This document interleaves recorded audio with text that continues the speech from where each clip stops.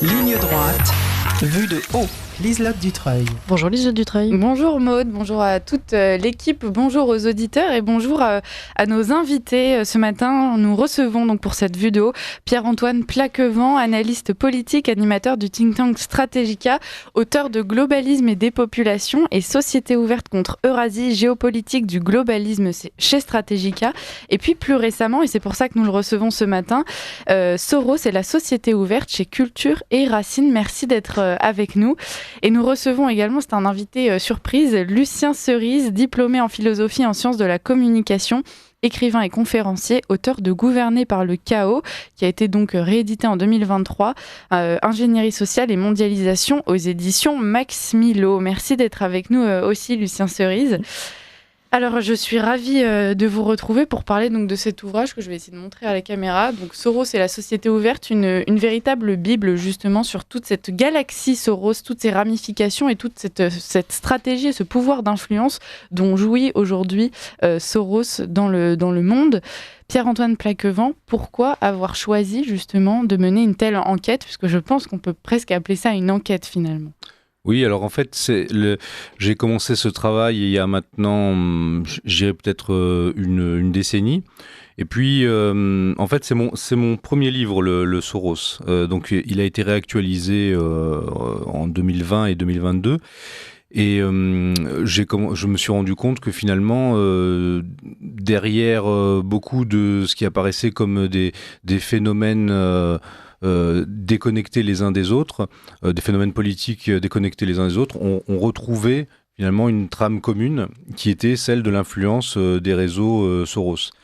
Et donc en tirant le fil, eh bien j'ai découvert toute cette galaxie et c'est aussi un point d'entrée pour comprendre dans son ensemble le mondialisme politique, le globalisme.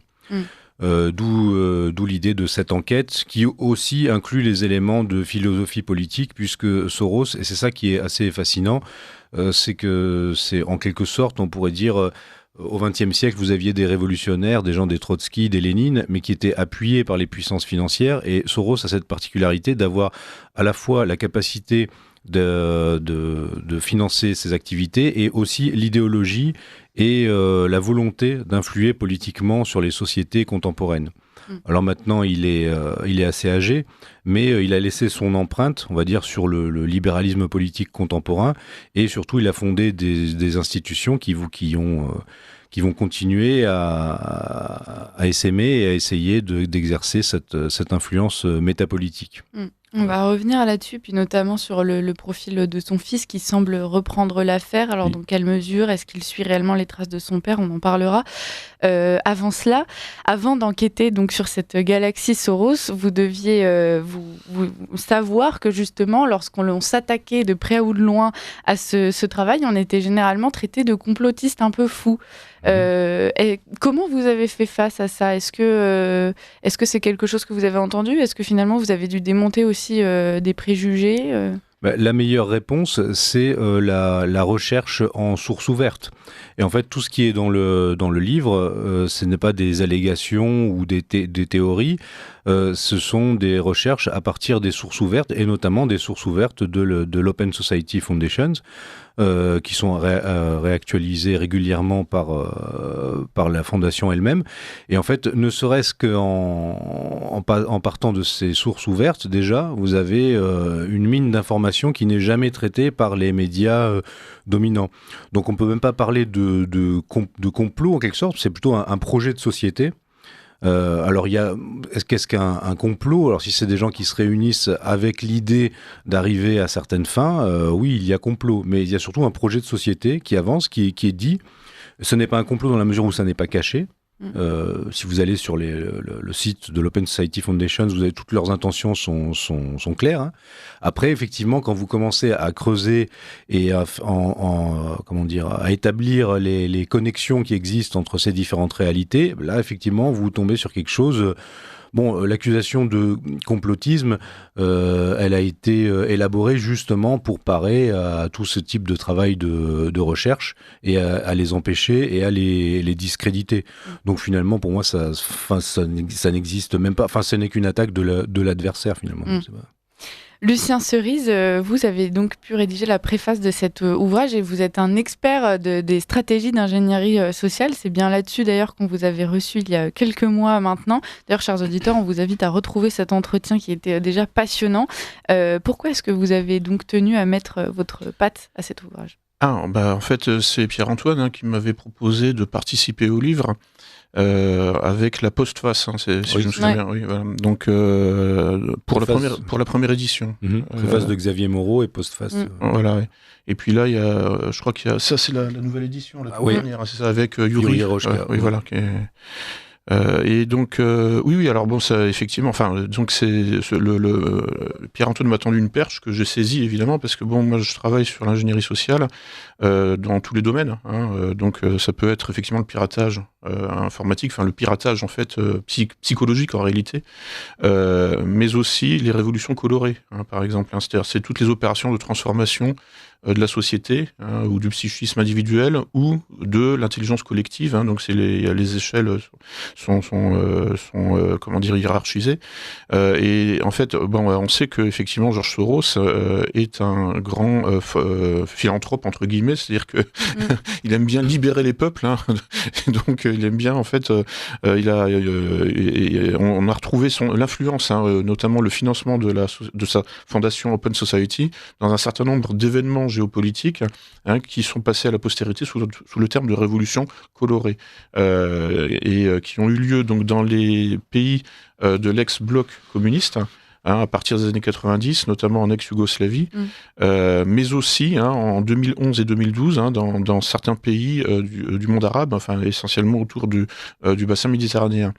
Et en fait, en réalité, ce sont des coups d'État, tout simplement, maquillés en révolution populaire spontanée. Donc ça, c'est mon sujet d'étude, un de mes sujets d'étude, notamment en m'appuyant sur le cas ukrainien, l'Ukraine a connu 2 révolutions colorées en l'espace de 10 ans. La révolution orange, en 2004, pendant l'hiver 2004-2005, et l'Euromaïdan, ou révolution de la dignité, pendant l'hiver 2013-2014. Dans les 2 cas, la fondation de Soros est impliquée. Il l'a dit lui-même, c'est pour ça, effectivement, il n'y a pas de complot. Tu te souviens là, de sa déclaration sur le plateau de CNN, où il est interrogé par le journaliste et dit « Oui, ma fondation a joué un rôle en Ukraine dans les événements. » Là, c'était en 2014, donc juste après l'Euromaïdan, et il le reconnaît volontier. Ouais, donc une volonté affichée justement de s'engager dans cette poursuite d'une société ouverte. Oui. Alors c'est bien donc la dimension très philosophique justement de l'action de George Soros. Est-ce que vous pourriez nous en dire plus sur cette philosophie, et puis surtout nous expliquer en quoi cette philosophie, cet objectif a été largement motivé par l'histoire personnelle de George Soros et l'influence de Karl Popper, puisque vous commencez votre ouvrage de cette façon justement en nous expliquant finalement qui est George Soros en tant qu'être humain.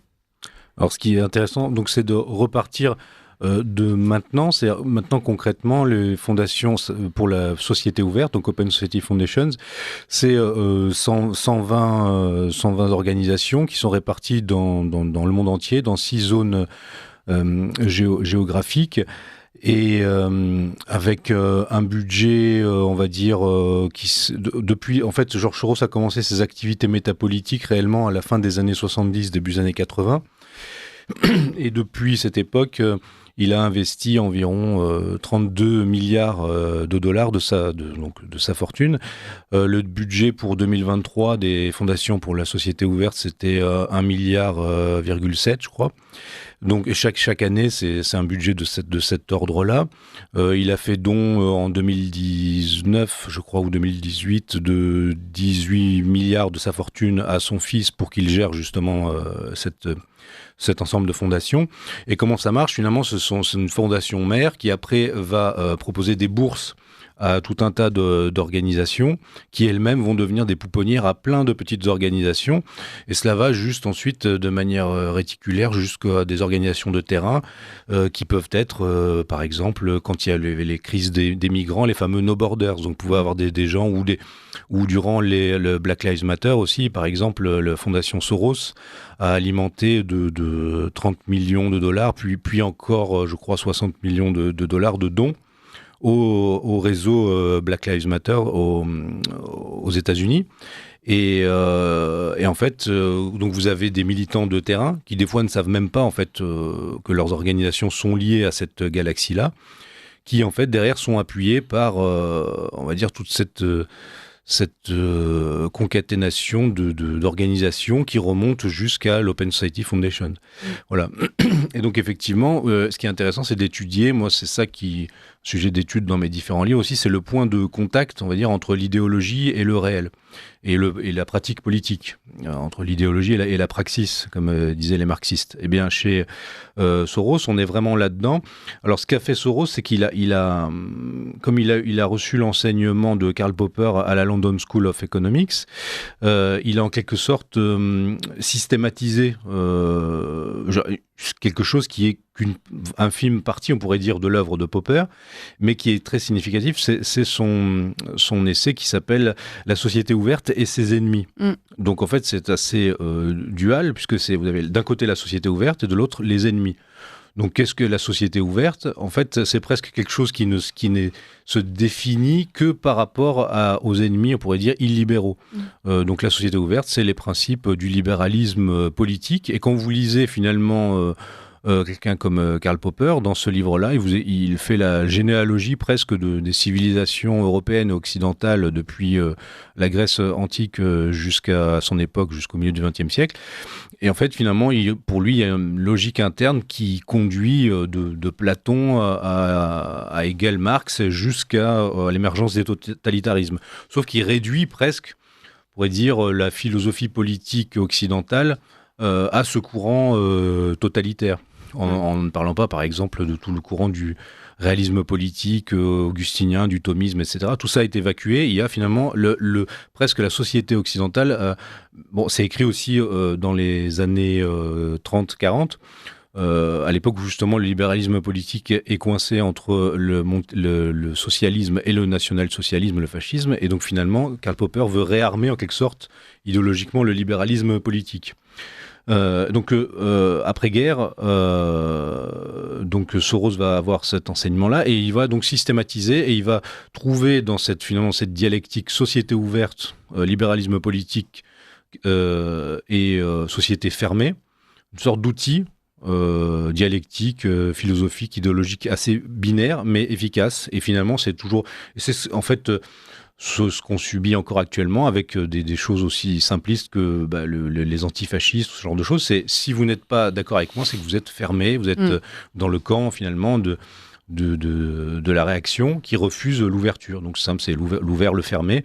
Et en fait, ce sont des principes, et là c'est pour ça aussi que ça rejoint les travaux de Lucien Cerise, c'est en rapport avec l'ingénierie sociale et la cybernétique, puisque Soros donc, est influencé par Popper, mais se dit aussi influencé par des gens comme Gregory Bateson, père de la cybernétique. Et donc la cybernétique, c'est la science des systèmes et la science des mécanismes d'information. Et la société est un système, comme un autre, que l'on peut changer, transformer, si on en connaît les règles. Des bases de la cybernétique, les principes fondamentaux de la cybernétique, comme par exemple l'idée de rétroaction, Soros va reprendre dans sa philosophie personnelle ce qu'il appelle le principe de réflexivité et qui lui sert dans ses actions, notamment dans ses investissements boursiers, mais aussi en quelque sorte dans ses investissements métapolitiques. C'est quand c'est le principe d'hétérotélie finalement. Quand un acteur politique agit, bien, il ne sait pas la réaction qu'il va avoir en retour et il faut qu'il se prépare à gérer cette réaction et à pouvoir de nouveau l'orienter dans une autre direction. Et en fait, c'est ce que fait Soros. Lucien parlait des révolutions de couleurs, c'est de ça dont il s'agit. Il s'agit de repérer dans les sociétés que l'on veut justement ouvrir pour les pénétrer des principes du libéralisme politique, mais en fait qui sont aussi des marchés qui s'ouvrent pour ces gens-là, puisque c'est le but de Soros, c'est d'ouvrir de nouveaux marchés pour sa puissance financière, et la puissance financière, on pourrait dire, de sa classe, en quelque sorte, de l'hyperclasse mondialiste. Et donc, on ouvre les sociétés, et puis ces sociétés vont comment dire, quand elles sont soumises, ce qui s'est passé avec la chute du système soviétique dans les années 90, là où Soros a investi massivement et où il était très impliqué, eh bien, il y a des réactions. Et ces réactions peuvent aller dans différentes directions, celle du nationalisme, celle de toutes sortes de réactions. Et donc, il faut ensuite récupérer cette énergie, en quelque sorte, pour l'employer à dessein. Et donc, là, il faut... par exemple, vous voyez... donc, il y a des... Cela vaut aussi pour la société occidentale. C'est-à-dire, si vous regardez aux États-Unis, justement, vous avez la question des minorités, comme aux États-Unis avec le Black Lives Matter. Eh bien, rien n'est plus simple que justement d'investir là-dedans. Par exemple, ce qui a été fait pour sabrer le mandat de Trump. Voilà, donc ce sont des investissements de ce type-là. Cela se base aussi sur d'autres travaux de Bateson. Bateson avait identifié ce qu'il appelait la schismogénèse, c'est-à-dire Gregory Bateson, donc anthropologue qui avait travaillé avec l'OSS, l'ancêtre de la CIA pendant la Seconde Guerre mondiale, et qui était aussi l'un des organisateurs des conférences Macy's qui vont donner naissance à la cybernétique. Bien, Bateson avait identifié un principe qu'il appelait schismogénèse, c'est-à-dire en étudiant des groupes humains, des tribus, il constatait que ces tribus pouvaient se scinder sur la base de... Ça rejoint un petit peu aussi les travaux sur la rivalité mimétique de René Girard, c'est-à-dire sur des distinctions qui, de l'extérieur, peuvent paraître bénignes. Des groupes humains peuvent se scinder, et en fait, eh bien... Ça, c'est un processus qui se déploie naturellement, mais on peut aussi le favoriser. C'est ce que l'on voit en Ukraine. En Ukraine, vous avez la mémoire de l'ouest de l'Ukraine, historique, est différente de celle du centre et celle de l'est. Et donc, si de l'étranger, vous allez appuyer certains groupes qui ont une identité politique spécifique, eh bien, vous pouvez briser l'ensemble et exercer une influence et fracturer donc même cette société fermée. Et ça va loin parce qu'il y a une forme de cynisme. Je me rappelle avec Lucien, on avait aussi vu cet extrait de Soros qui expliquait que, par exemple, je ne sais pas si c'est dans la même interview que tu as cité, mais on lui disait, mais tout de même, il y a de l'antisémitisme en Ukraine. Il disait, oui, mais finalement, cet antisémitisme, en quelque sorte, est structurel, donc on doit faire avec. Et en quelque sorte, quand nous, ça ne nous touche pas, puisque lui n'est pas un juif qui vit en Ukraine, eh bien, du moment qu'on arrive à utiliser cette énergie dans un sens, là, pour le coup, anti-russe, par exemple, eh bien, c'est bon pour nous. Voilà. Donc ça explique aussi ce qu'on voit même quand on a des gens comme des Bernard-Henri Lévy, des gens comme ça, qui vont aller appuyer des gens comme ça qui peuvent être ouvertement antisémites dans leur pays, mais peu importe, parce qu'à ce moment-là, structurellement, ça leur sert contre un autre ennemi, et ils savent qu'ils ne vont pas être frappés par ces gens-là.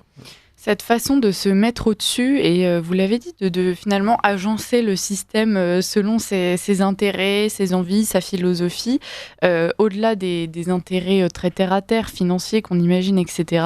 Est-ce qu'il n'y a pas une dimension aussi très psychologique où justement, finalement, un homme se met à penser à la place des peuples ce qui serait bon pour lui, on le dit, donc libérer les peuples, il y a on dit de George Soros qu'il est un philanthrope. Est-ce qu'il ne faut pas se croire Dieu, justement, pour pouvoir manier l'ingénierie sociale à ce point et justement vouloir orchestrer les rapports entre les peuples et l'avenir des peuples à la place des peuples eux-mêmes, Lucien Cerise?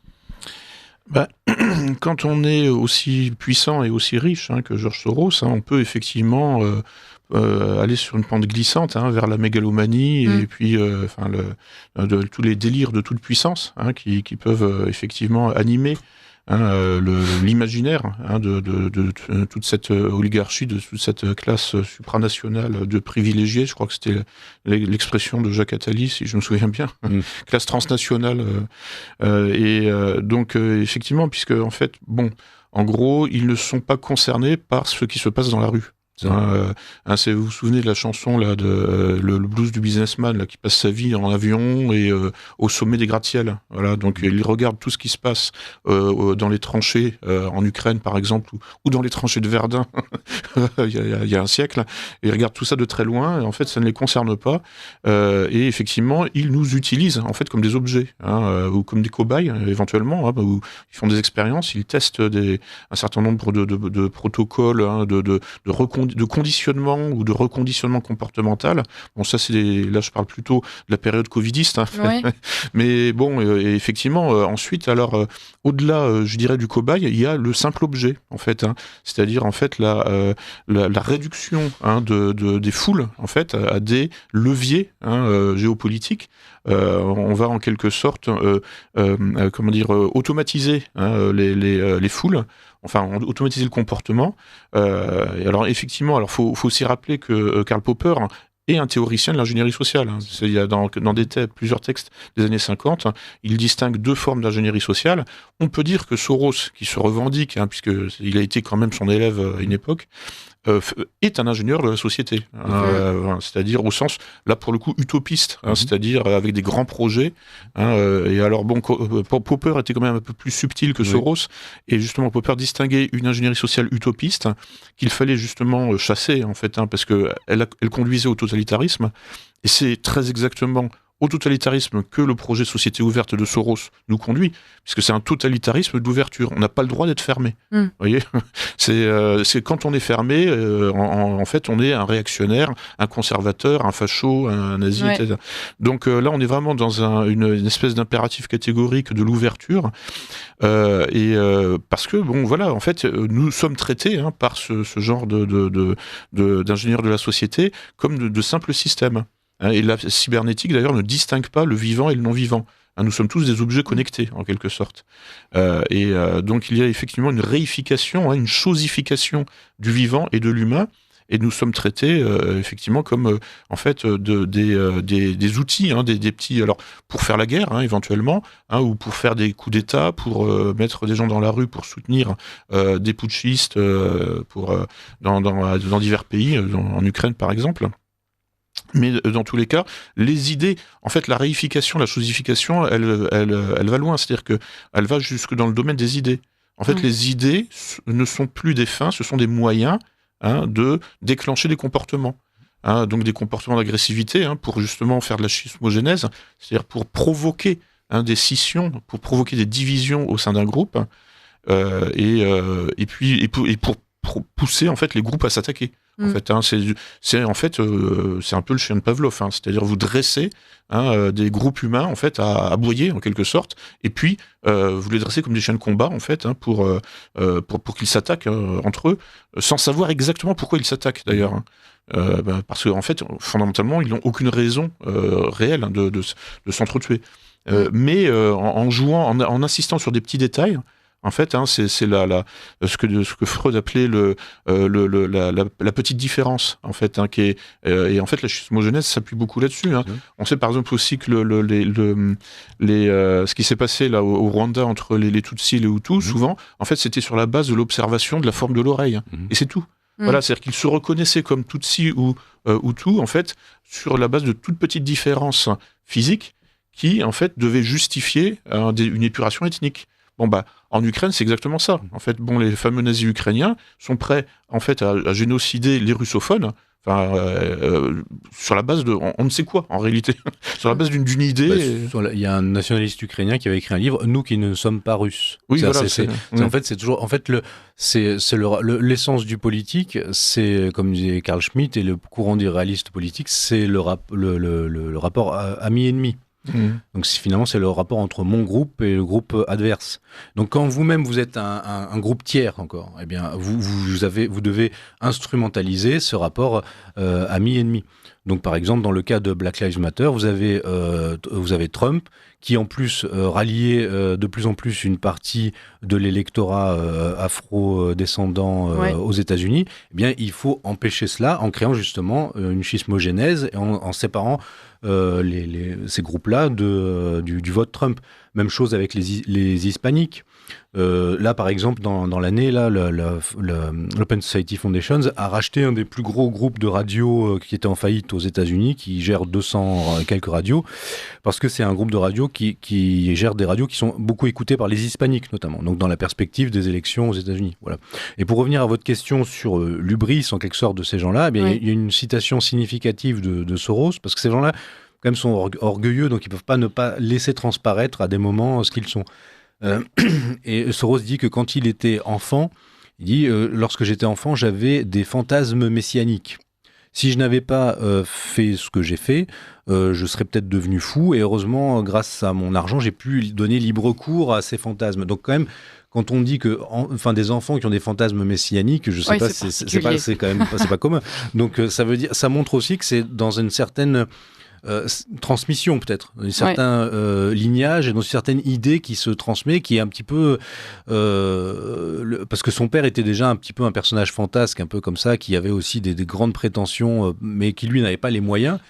Eh bien Soros s'est mis dans les bons réseaux et puis financiers, et progressivement il a grandi là-dedans parce qu'il y a une vraie intelligence. Donc et puis maintenant il peut, maintenant il est âgé, mais on va dire son âge d'or c'était entre les années 80 90, quoi. D'ailleurs, ça correspond vraiment à l'âge d'or, on pourrait dire, de l'unipolarité géopolitique mondialiste ou américaine. C'est vraiment le moment des années 90, chute de l'Union soviétique. On peut penser que ça y est, c'est la fin de l'histoire de Fukuyama. Donc il y a vraiment cette idée-là.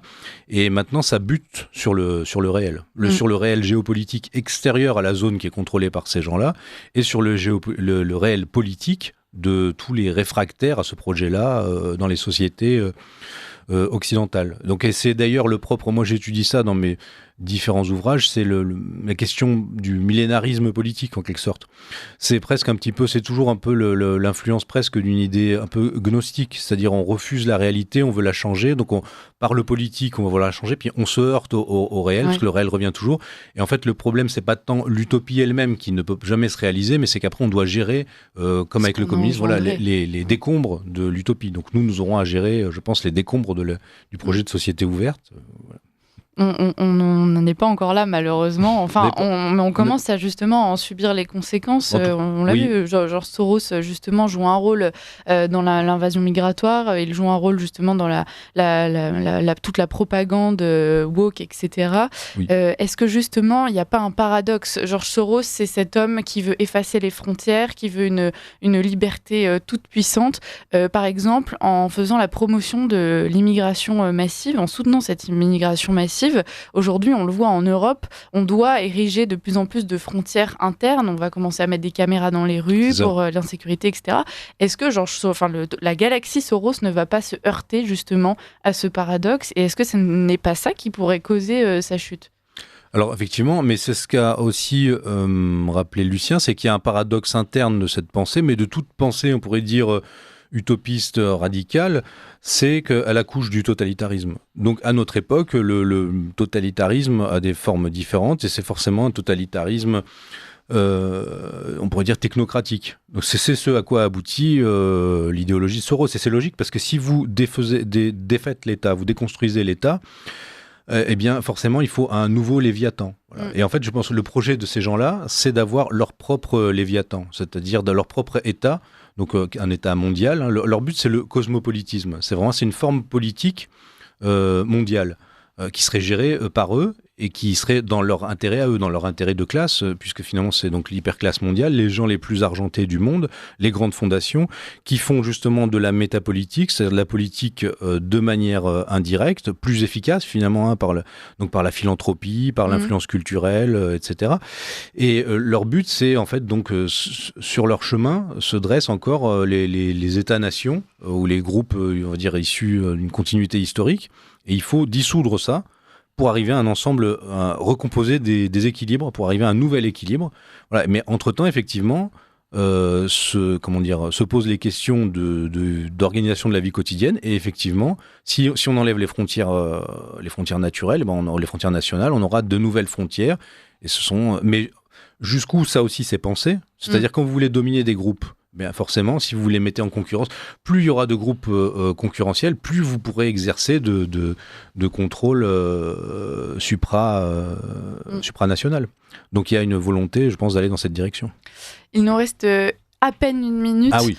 Est-ce que vous pensez, on va essayer de finir sur une note positive, est-ce que vous pensez que justement il pourrait y avoir un adversaire de poids aujourd'hui, George Soros et toute sa fondation justement peuvent agir assez librement. Aujourd'hui on a des pays qui commencent à s'opposer à cette influence, notamment la Hongrie. Est-ce que vous pensez qu'il pourrait y avoir un renversement de la situation ? Moi je pense que le renversement est en cours en fait. C'est-à-dire autant, donc, comme je vous disais, à l'extérieur de l'Occident, par exemple la fondation Soros a été chassée de Birmanie après le coup d'État.